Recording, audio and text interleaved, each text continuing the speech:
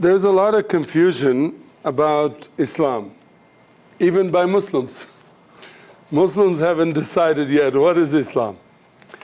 And this morning we heard about the current status of Islam from Barbara, gave us a history. I'm actually thinking of writing a whole book on this topic because it's so important for us to understand Islam throughout the ages, through history. And we concentrated today only on less than 100 years of history since the World War I. So how do we know what Islam is? You talk to a Shiite, they have a version of it. You talk to a Sunni, they have another version. To a Sufi, Ahmadi,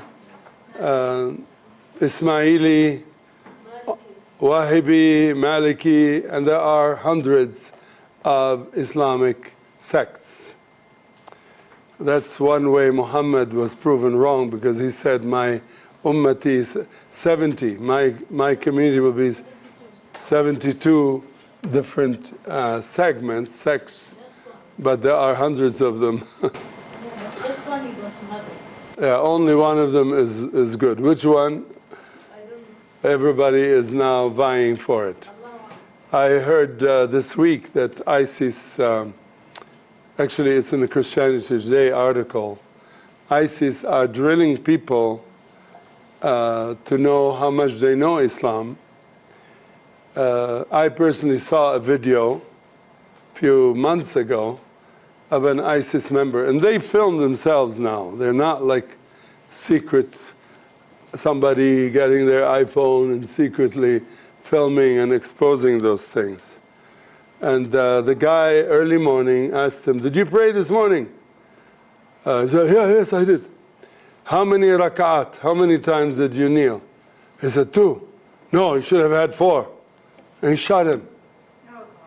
Muslim, he prayed, but he didn't do 4, he did 2. And so, and they're drilling people. Tell us, one person was asked, what's the name of Muhammad's mother? He didn't know. No, they shot him. He did not know the name of Muhammad's mother. He was shot. So Muslims are not sure what Islam is. But what we can depend on is what they claim in books, formal Islam. There's what we call folk Islam, and there's formal Islam. What I will talk about now as an overview of Islam is more about the formal Islam, and I'll reference the folk Islam as well. What's the difference between folk Islam and formal Islam? Folk Islam means the popular religion, how Muslims practice their life. And folk Islam also includes in it occultic practices, which are not approved formally, but practiced by many Muslims, even Muslim leaders. Shawazat, tahmilat, and a lot of demonic things.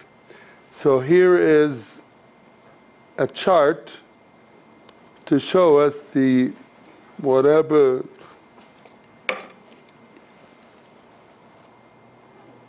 back. There we go. Show us the 3 different aspects of Islam. It's like a triangle. Islam is 3 things: religion, culture, and politics, meshed together. So is Islam a religion? Yes, but not only a religion. It has a religious component.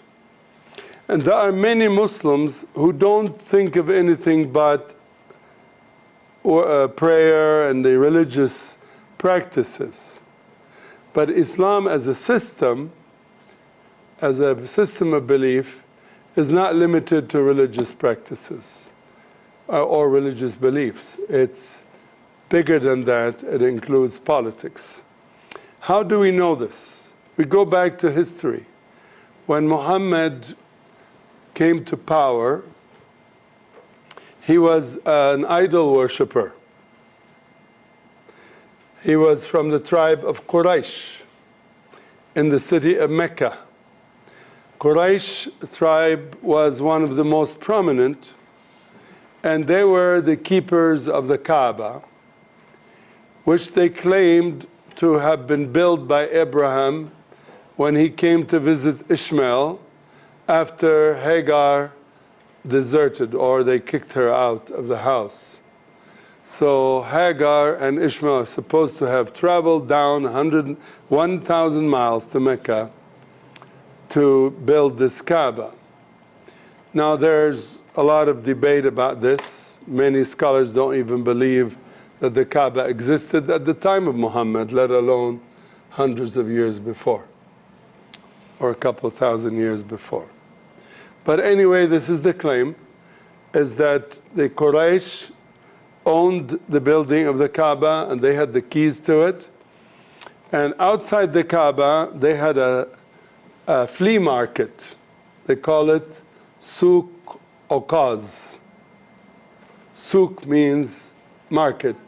Okaz is a name of a person after whom the market was named. And that flea market was the largest in the world. People came from all over the world to trade in that place. That's the claim again. And we don't know actually what happened, because the first biography of Muhammad that is survived till now is 300 years after Muhammad.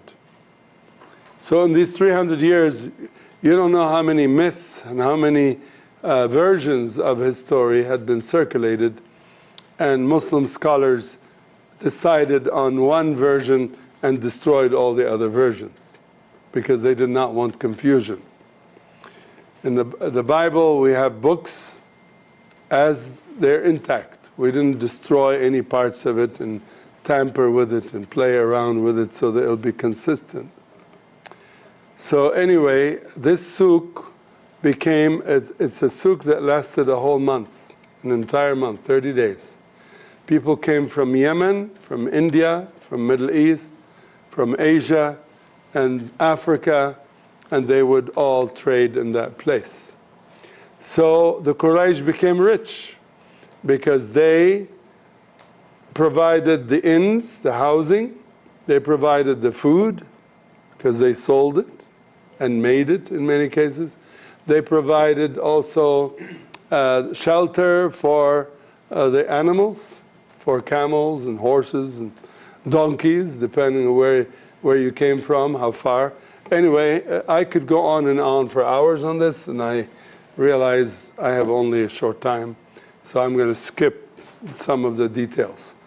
But during that period of time of this month, the Quraysh were gaining more and more control, and they owned the Kaaba, which had 360 deities. I've written some articles on those deities. You can ask Kylie for a Reach Out collection. It's probably in the bookstore. For maybe $5 you can get it. A lot of different articles, hodgepodge. But one of them is about the deities of Islam before Islam, deities of the Arabs before Islam. The Quraysh had 4 major deities in the prominent place of the Kaaba. And the Kaaba is a small building.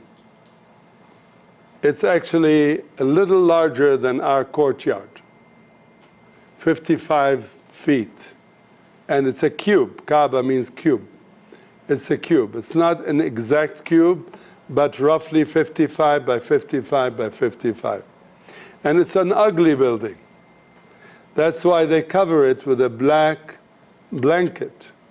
Do you see that? The black big blanket? And that blanket is made by the women of Mecca throughout the year. Every year they put a new one because it gets faded by the sun. They want to keep it, and it's a silk. They weave it together and they cover the whole building with it. And if you go inside, I have seen pictures. I have not been to the Kaaba. I would have to convert to Islam to go there. And you think I'll do that? I know people, and some of them you know, who have done that. They've gone to the Kaaba and they said, we're Muslims. Followers of Jesus, but they didn't say that. They say, we're Muslims. Anyway, so the Kaaba inside looks like a little sanctuary, like a cathedral, with chandeliers and candle holders, because there was no electricity hundreds of years ago. It's a very simple little place. But there was a lot of fighting among the tribes over these gods. And these 360 gods were placed on the walls of the Kaaba all around. You walk in the door, and the ones in the prominent place are the ones right in front of you. These are the Quraysh. And then the smaller tribes would have gods, and smaller and smaller and smaller coming to the door. If you go visit an Arab, a typical Arab, the door is in the middle usually, and the lounge is like this in a U shape, and the most prominent place is in the front, in the back, across from the door. The least prominent place is next to the door. That's why Jesus said, some of you come in and go sit in the prominent places. Why don't you humble yourself and let them invite you over to the prominent places? Like if you were to walk in and go straight to the front, they say, oh no, this is reserved for the more important people. Then you're humiliated. They put you back to the front. So a lot of tribes were fighting over the prominent places that they want for their gods. Anyway, the Quraysh were very motivated by the idea of having all of the tribes believe only in those 4 deities. This way the problem is solved, there's no more fighting. During the Suq Uqaz, fighting was not allowed. It was prohibited. It's called Shahr al-Haram. You're not allowed to fight during that time. But what people did is during the flea market, they would eye their enemies, and they will track them where they're going, and then they'll go ambush them and kill them and loot their things. They had just bought so many things, so different tribes will go follow them and steal their goods. So there was a lot of that, to the extent that Arabs were annihilating each other. How many of you have heard of General Glubb, British general during the Ottoman Empire, toward the close of the Ottoman Empire? He actually survived until 1987. He died in 1987. He wrote a book when the British appointed him to go and do a survey of the tribes. He recorded in his book that the population of Arabia, the Arab countries, including the Near East, in 200 years went down from 38 million to 18 million. Why? Killing. From 38 million to 18 million. And he himself watched how whole tribes are annihilated by another tribe. And if the tribe is too strong for you, you go and make a treaty with another tribe and another tribe until you know you can conquer. And then you can go and kill everybody, take the young woman, and if there's not enough of them, keep some of the married women, and then kill the rest, men and women, unless the men are willing to join you in war, which Muhammad did later on. So what Muhammad did is exactly tribal. And what they're doing today is continuing the tribal practices of annihilation. All right, so where does that leave us? Muhammad grew up in this atmosphere. He went to the Kaaba. There he worshipped. And the worship of the Kaaba was more of a sacrifice, sacrificing animals and presenting gifts and throwing darts. The darts are to find out if the God received and accepted your worship. It is said that his grandfather threw a dart, making a vow that if his God would give him a son, he didn't have sons, that he would sacrifice, if he would give him 10 sons, he'd sacrifice one of them. That's very tribal, sacrifice one of your sons. So he had 10 sons, now he had to decide which of the sons he would sacrifice. So he threw these dart, and it has an arrow, and if the arrow is facing, if you throw it and it faces the God, then God is approved of you. So he put all the 3 sons and he threw darts to see which son has the arrow pointed to them. Turned out to be Abdullah, the father of Muhammad. So the tribe said, no, we cannot do that. We cannot accept that. Something is wrong. Why don't you do it again? He did it again, and it was Abdullah. Again. He said, well, maybe the gods will be satisfied if you put a camel against and see if the camel or Abdullah will get the arrow. And it was always Abdullah. So they kept adding camels. They made 10 camels. Then they added 20, 40, 60, 80, 90. And when it was 100 camels, which is a wealth, it's huge to have 100 camels, then God accepted and it went to the camels. And they sacrificed 100 camels and saved Abdullah. And Muslims say, had that not happened, Muhammad would not be born. And that proves Muhammad's calling, that God has called Muhammad, preserved his father in a miraculous way. This is just to give you a little bit of a feel of the culture of the time. Muhammad grew up in this culture, heard all these stories, participated in them, participated in wars, and on and on.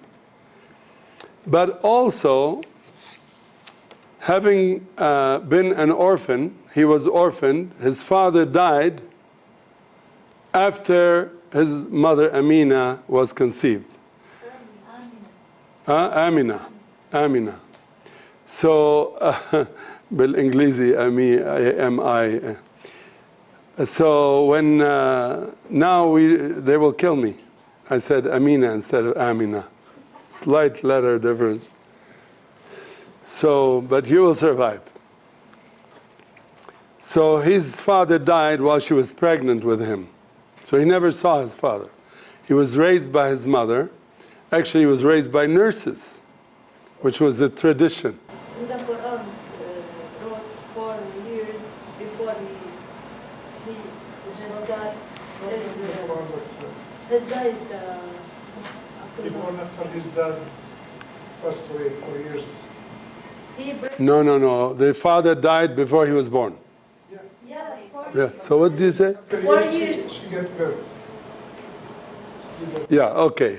Minor detail. I'm trying to go fast. So anyway, he got orphaned. Then his grandfather took care of him. He was orphaned by that too. His grandfather died when he was 8 years old. And then his uncle took him. The uncle is the father of Ali, Abdul Muttalib. He took care of him, and then he died. But anyway, before his uncle died, now he's grown, he's 12 years old. His uncle takes him to Syria to buy goods, to exchange goods. They were traders, merchants. There he meets Christians. One of the prominent Christians is, some people call him Buhaira, but others are spelled Bahira, so you don't correct me. And so Bahira is known to have explained Christianity and Judaism, the Bible, to Muhammad. And Muhammad was fascinated by that. Next, we know he was 22 years old. He was hired by a rich woman who was a widow named Khadija. Khadija was rich and prominent, but she needed someone, a man, to lead the caravans to Syria the way her husband used to do it. And so she hired this faithful, Amin, they called him, faithful man who was trustworthy, named Muhammad. Muhammad also means praiseworthy. So she hired him, and he went and he met again with Bahira and other priests and monks and visited in fact he slept in some of the monasteries. So he got exposed to Judaism and Christianity. But also the Arabian Peninsula had a lot of Jews who fled from the time of Daniel, when Daniel was exiled with many Jews from Jerusalem. So they settled in North Africa, Morocco mostly, but also Algeria and Tunisia and Egypt, Sudan, many countries had these Jews come and settle there. But also Arabia, Syria, Iraq, Jordan, and then Iran had a lot of Jews. They still have, I heard recently there's 250,000 Jews still living in Iran. That's from that old era. So there were Jews, especially in the city of Medina, which is 90 miles from Mecca. What? Your city, you're from there, Medina. And so he got exposed and he heard a lot of things. And one day he thought, how will I unite all of these people, Christians, Muslims, and not Muslims, Christians, Jews, and the Arabs with all their tribes.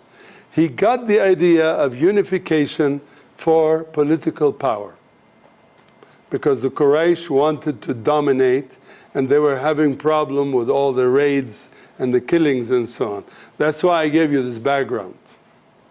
It's not really a class on introduction to Muhammad's life, but to show you the background behind this triangle, why it's religious, cultural, and political at the same time.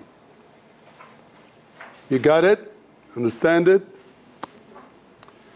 So, according to tradition and his biography, he was so motivated to unite everybody that he appeased his own tribe one day by claiming that God told him to worship the one God plus 4 other gods, and these are the goddesses of the Quraysh. Did you hear that? So, have you heard of the satanic verses? These are the satanic verses. These are verses that he claimed God told him through Gabriel that you can actually worship those goddesses. Allat, Minat, Uzza, Uhud. Uhud was the 4th one. Sahib al-Bayt. Hud was the god of the Kaaba, sort of like replaced by Allah later on. But there were 3 goddesses. One of them is considered Allat, which could be the female of Allah, because long T in Arabic is a female name and this short T is a masculine. We don't know for sure, but there are a lot of writings on this. And now I have to control myself because I know too much about this and I don't want to tell you too much. But this is what I want to tell you, is that he deceived his own people by telling them that God told him we can worship those 4. So they approved him and they accepted him. And then they said, let's destroy all the others. They're all small tribes anyway, we can conquer them. And so they had 4 left. Later on, when he became strong, he told them, Gabriel the other day came to me and said to me, can you recite this surah? And so I recited the surah. I said, shame on you, Muhammad. You have allowed Satan to whisper those words. They are satanic verses, they're not from me. And this is the clue. Gabriel said to him, you were so intent on unifying the Arabs that you allowed Satan to whisper to your ears these satanic verses. And that's an admission by Islam, by Islamic writers, scholars, that Muhammad was intent on unifying the Arabs. So his agenda was not religious as much as it is political. And that is the foundation of Islam. It's a political system that included religion in order to control people. And as Wafa Sultan can tell you, I'd love to show you some videos of Wafa Sultan. He says, he made God his servant to satisfy his whims, his desires, physically, sexually, with wealth, and with political power. So the Quran is written, if you were to read it from this perspective, read it to please Muhammad. Even they say, Sallallahu ala Muhammad. God prays to Muhammad. Muhammad is deified in this way. And today, if you go to any Muslim country, you can curse God and people will not twitch an eye. But you can curse Muhammad and they'll kill you. Because it's a Muhammadan religion. And until the 60s, if you look books, I have read books from before the 60s, it wasn't called Islam. It was called Muhammadanism. Al-Muhammadiyya.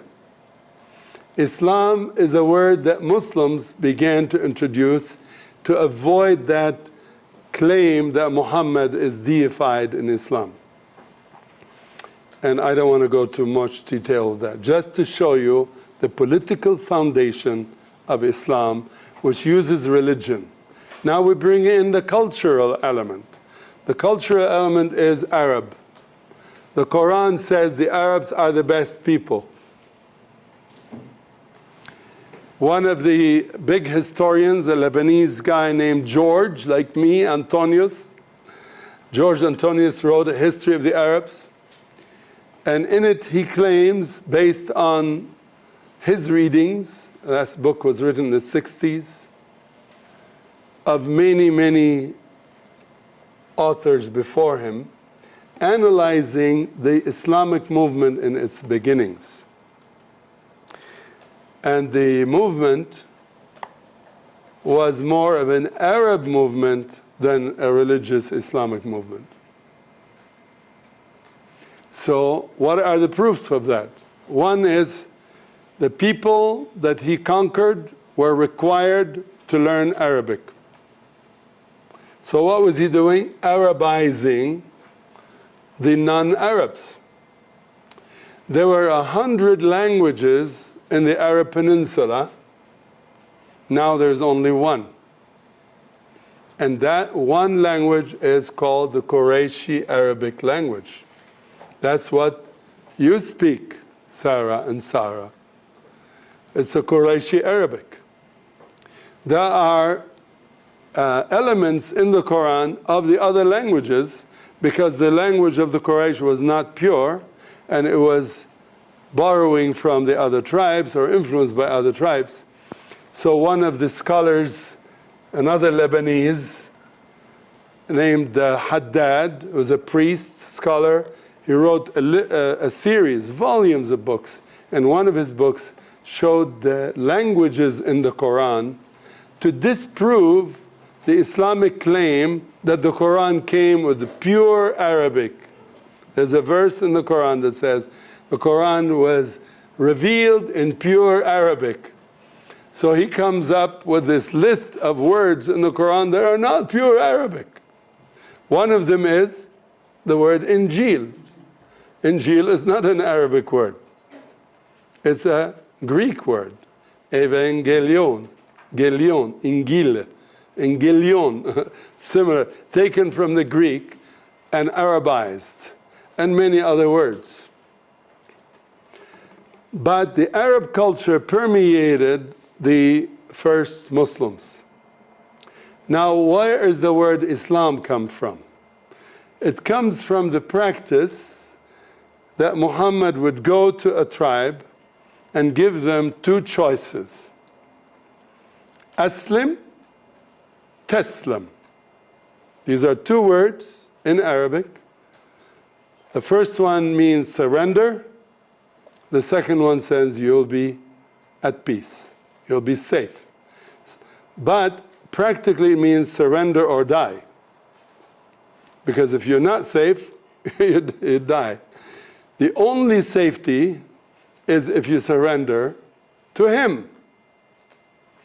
Later on, that word Aslim became Islamizing, meaning to make someone a Muslim. And the word Muslim is a form of Islam, the word Islam. Islam is the name of the religion, Muslim is the name of the adherent to Islam. Are you understanding this? Is it interesting? Have you all learned that before somehow? If you read books, maybe you have to read 60 books to get this little half-hour discussion. The Arab culture permeated, and it's now considered all the way to China as the pure culture. So one day I was in Thailand, 1980, and the Bishop of Nigeria, what was his name, Tutu or something, I don't remember. I'm forgetting the name. He came to me, he says, you must go to Nigeria. The Muslims there, if you just speak Arabic, they will worship you. They worship the Arabic language, they worship the Arab culture. And that was what Muhammad wanted to do at first, to expand the power of Arabs, Arabia, for economic reasons, because they will stop all these wars among the tribes, unify them into one tribe, and calling it Islam rather than Quraysh, because he is expanding beyond it. And even though he went into Iran, into Turkey, and other countries, he wanted them to learn Arabic. Half of the Iranian language is Arabic. Half of the Turkish language is Arabic. And yet the Turks and Arabs and Iranians can't understand each other because they have a twist on the Arabic. But that's the origin. So Islam is culture, Arab culture, religion and politics combined. Now I have this chart which is an embellishment of the three. I added folk religion to the bottom. So I made the triangle into a diamond. Formal Islam is what Muslims will teach you Islam is. Folk Islam is what Muslims practice, which includes formal and non-formal, includes occultic practices, also things they've taken from the tribes. And if you want to write a note about this, Islam is really a mixture of Judaism, Christianity, Greek mythology, and Arab traditions, Arab culture. It is actually a religion meshed together. Even the formal aspect of Islam is made up of all these combination of things. And there are books written on the sources of the Quran that will show you how Muhammad borrowed from Arab literature, Arab poetry, during the period called the Jahiliyyah, the days of ignorance before Islam. Ignorance because they were not Muslim, but Islam wasn't there, so why do you call me ignorant? Anyway, they call that. And then Greek mythology and lots of other things. So these don't add up to 100, if you noticed. 20 plus 20 is 40, plus 80 is 120, plus 7, 180. Why? Because there is an intermixture. They're mixed together. Today, moderate Islam is the majority still, and actually growing. Just a few days ago, I was listening to Saudi TV. I have about 25 Arabic channels I listen to. I switch between them, and when there's an Islamic scholar, I try to listen to them. And one Islamic scholar is a graduate of Azhar University in Cairo, and he was talking about the Azhar approach to Islam. And he was saying we have to do away with the hadith and only use the Quran as a source of authority in Islam. There is a movement today of Quran only. Why? Because the hadith has all these terrible things. And already for hundreds of years, Muslims are debating about which of the hadiths are trustworthy, which are not. What is the hadith?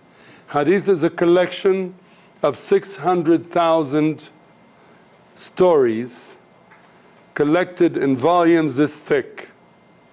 There are several volumes, Bukhari and Sahih and Muslim.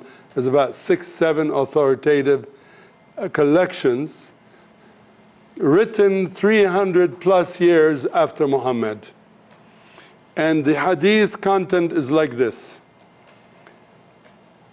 John said to David, to Steve, who heard Muhammad say. So they have 3 generations of eyewitnesses.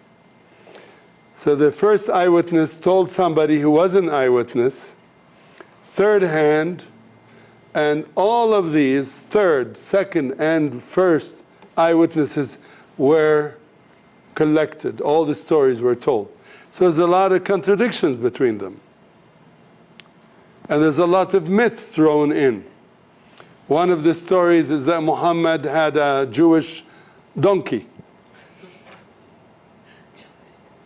And then he converted his donkey to Islam. After 60 generations, this Jewish donkey converted to Islam. And there's a story of what he told him in converting him and the conversation between him.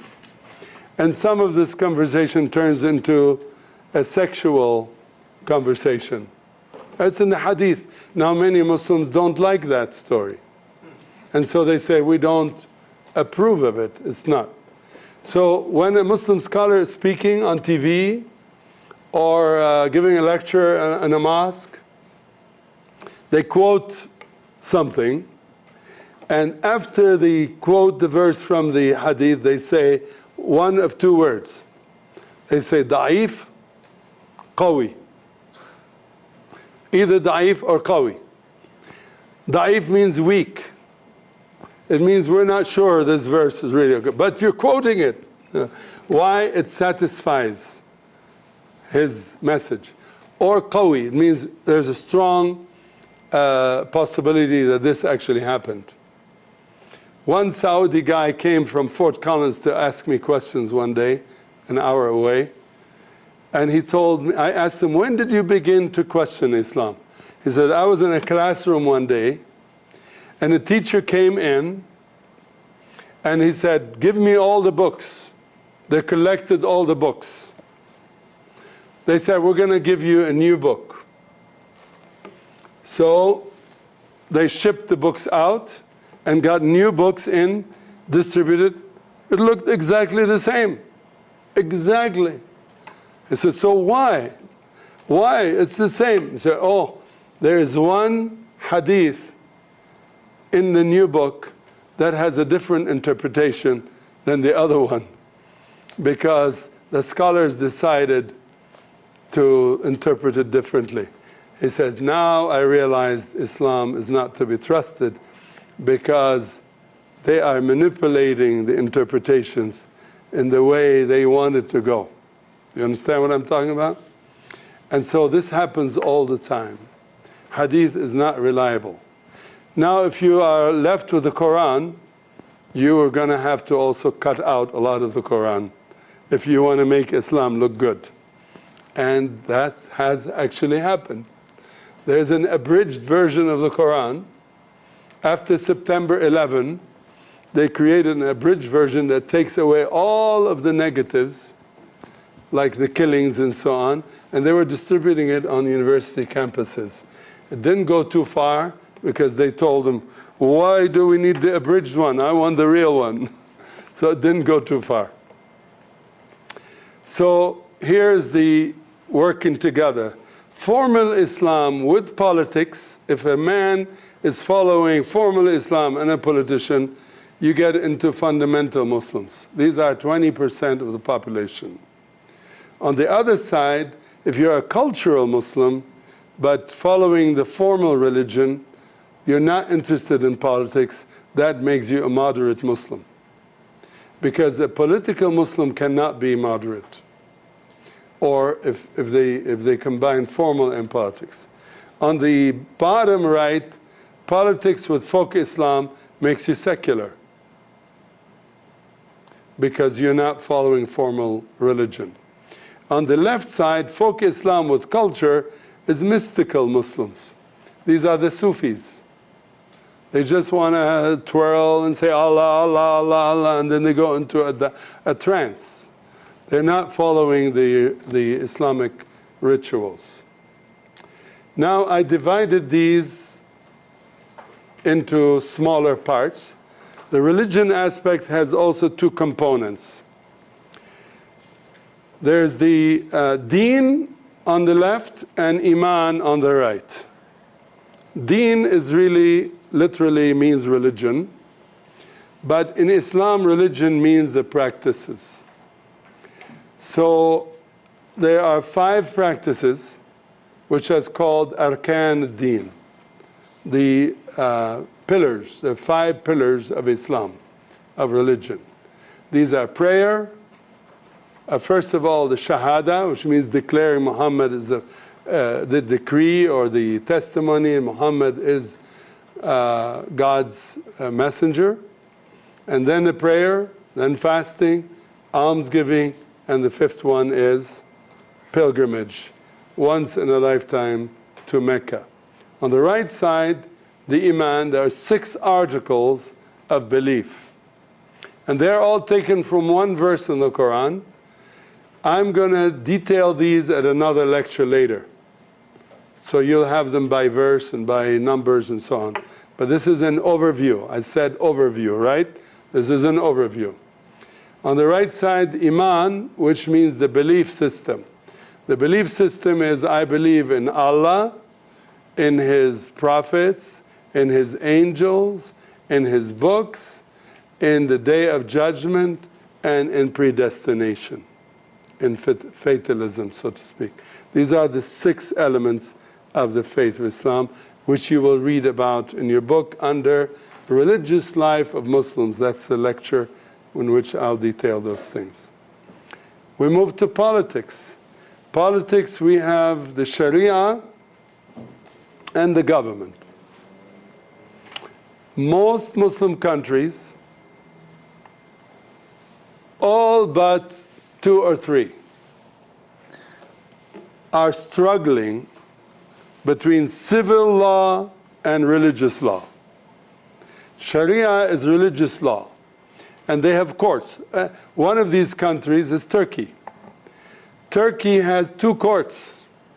They have a religious court and they have a political court, or let's say the legal system, the regular civil court. And so sometimes there's a clash between those 2 on the same issue, on the same crime, on the same situation they're faced with. They have 2 different answers. The Sharia say, stone this woman who was caught in adultery. The civil court says, let's have witnesses. Let's talk about this. Should we actually stone her? Should we not? Should we follow Sharia law or not? And Turkey has been struggling with this for 100 years. Until about 15 years ago, the civil courts superseded the religious courts. But today the Muslim political party is Islamic. It's Muslim Brotherhood. And they are leaning towards Sharia court. The Sharia is composed, or not composed, was sort of written out of 4 sources of authority. The Quran, the Hadith, Ijma' and Qiyas. These are 4 things. Quran is the highest source of authority that's unquestionable. It is revealed directly from God. In fact, it was written in heaven before creation. So some theologians, including Muslim theologians, see that as the word, the Logos that we see in the Bible. They consider the Quran is the Logos, who was there in the beginning with God. But they never say he was God, because he's the word of God, not God. In the Bible, the word, God does not exist without his word, therefore the word is eternal, therefore the word is deity, is God. Hadith is second source of authority.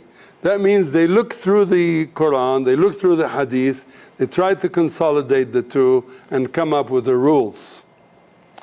Ijma' means the consensus. Consensus of whom? Not the people. It's not a democracy, it's consensus of the scholars. And there's an office called the Mufti. Mufti is the one who decrees the laws. He is the supreme court judge, supreme judge. The Mufti has an office, sometimes a building, like 6-story building, and has scholars who have offices there that represent different aspects of Islamic law and jurisprudence.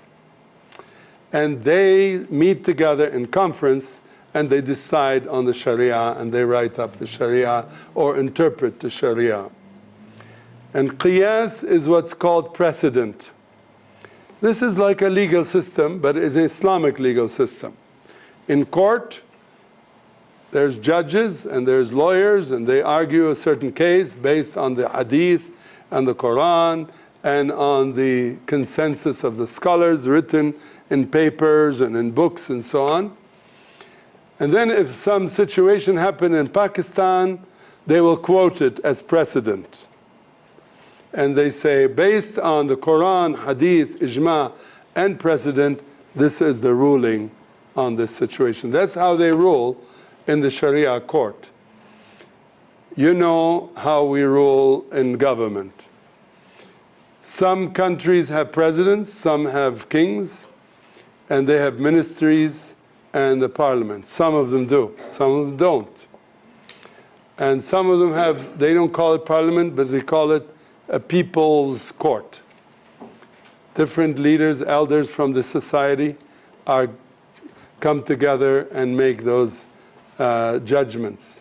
That's in civil. And there's a conflict between these two in almost all Muslim countries. Only Saudi Arabia follows Sharia law, and not very strictly. But they tend to go in that direction. Lastly, the politics.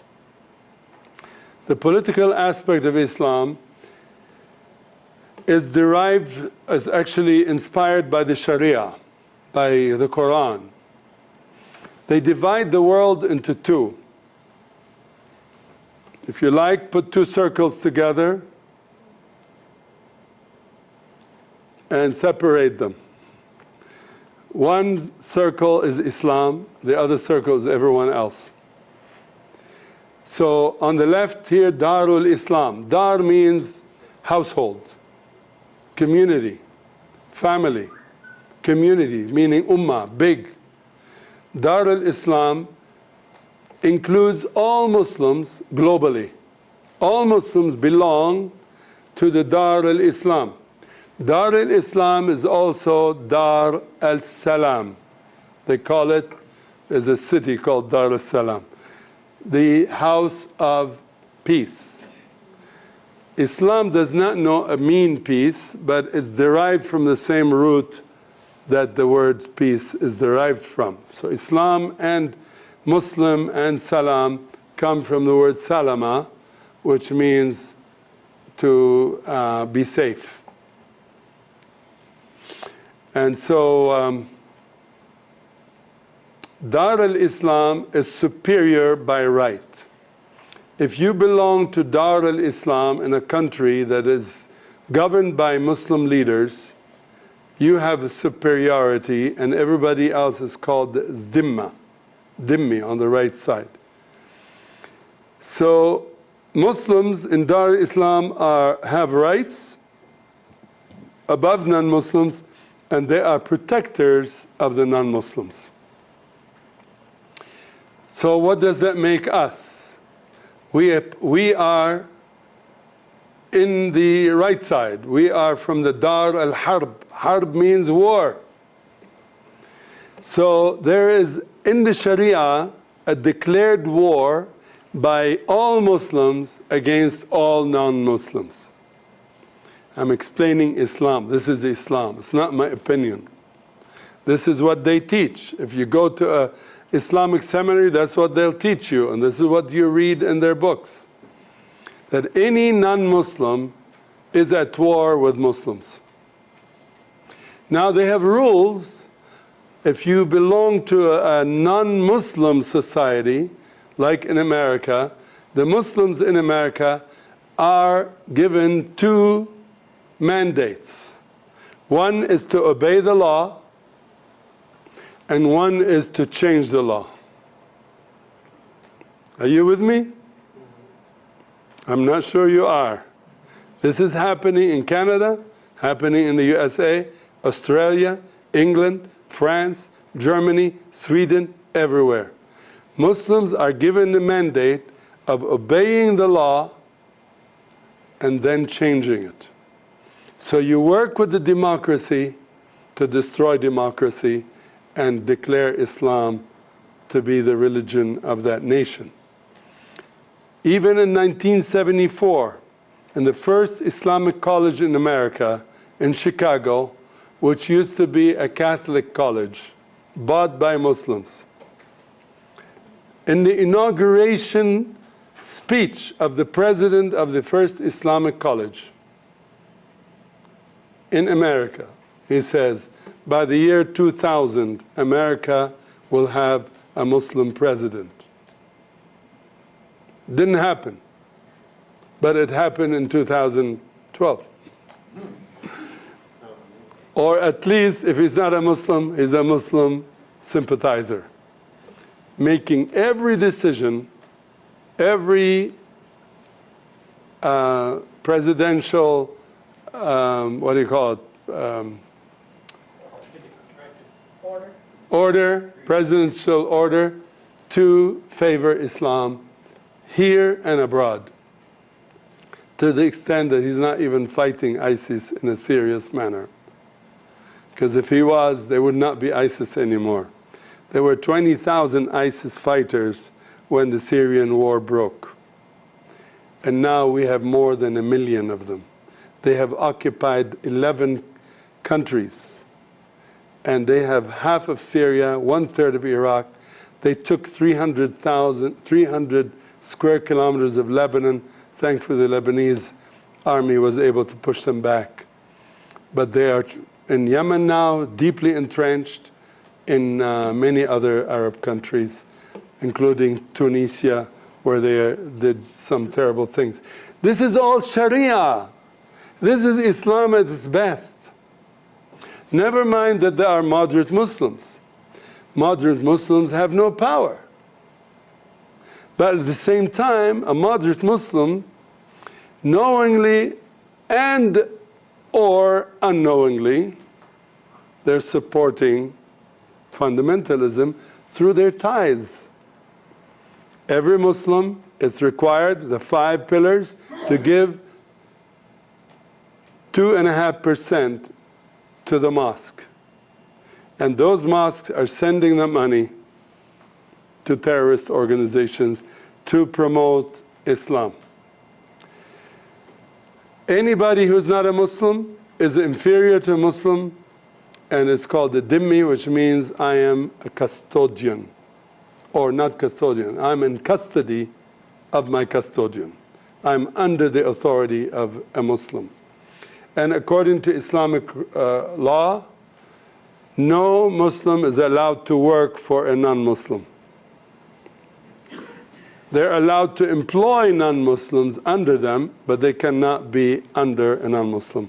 And that has denied a lot of Christians in the Middle East positions in their companies, in the government, on many levels, whether banks or businesses or political positions, because of that Sharia law. So this is the overview. Is it helpful? We're going to get to some more details later on. Thank you very much.